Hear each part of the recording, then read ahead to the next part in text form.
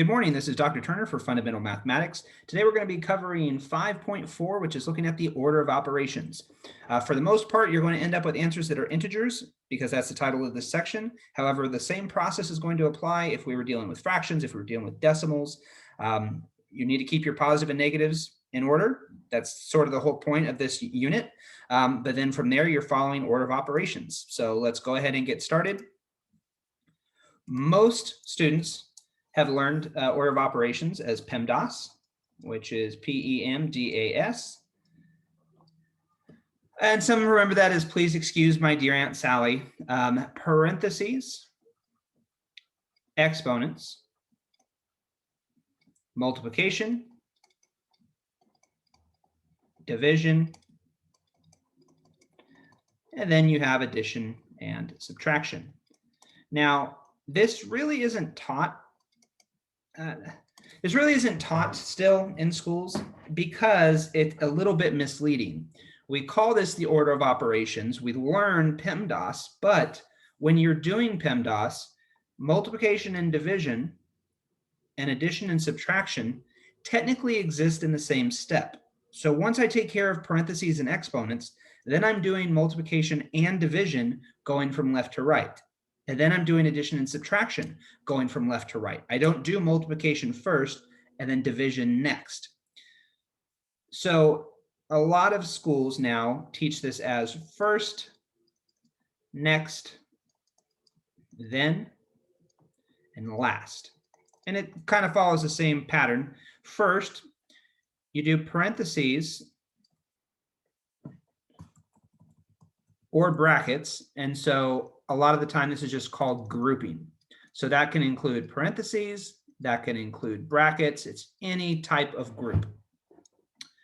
Next is your exponents, no changes there. And then we write multiplication and division as a single step.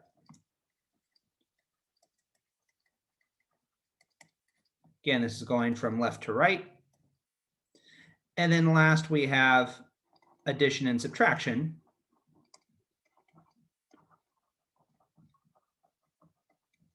And that's going from left to right. So either way, whatever helps you memorize it, but just remember that multiplication and division is one step and then addition and subtraction is one step. Okay. So let's look at some sample answers or questions rather. Number one, I have 3 plus 5 times 2 minus 6. Okay. So following order of operations, I would do what's inside the parentheses first. 3 plus 5, in this case, is 8. There's no exponents. So then I would go to multiplication and division. 2 times 8 is 16. And then last, addition and subtraction. 16 minus 6 gives me 10. Number 2. 5 times 3 plus 1, quantity squared, minus 3 times 4. So following my order of operations, parentheses come first, so 3 plus 1 gives me 4. Next, exponents. 4 squared is 16.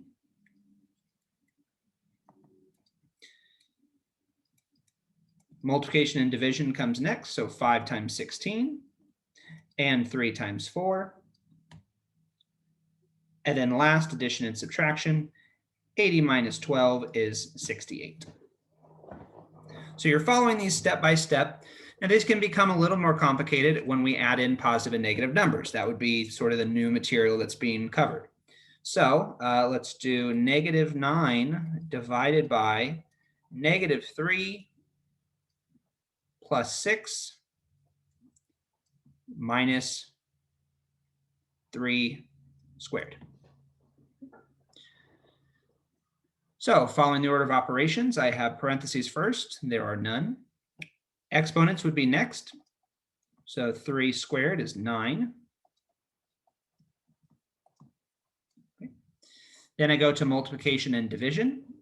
Negative 9 divided by negative 3 is a positive 3. And then last, addition and subtraction, going from left to right. 3 plus 6 is 9. 9 minus 9 is 0. Number 4, 2 times 6 squared divided by 4 times 8. So I would go through, I would do my exponent first. 6 squared is 36. From here, you are doing multiplication and division from left to right. So 2 times 36.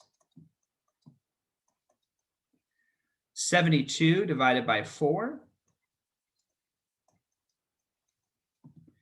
And then 18 times 8, which is 144. And that's it. So just keep in mind your positives and negatives, and remember that you need to go from left to right when you're doing multiplication division, and left to right when you get to addition and subtraction.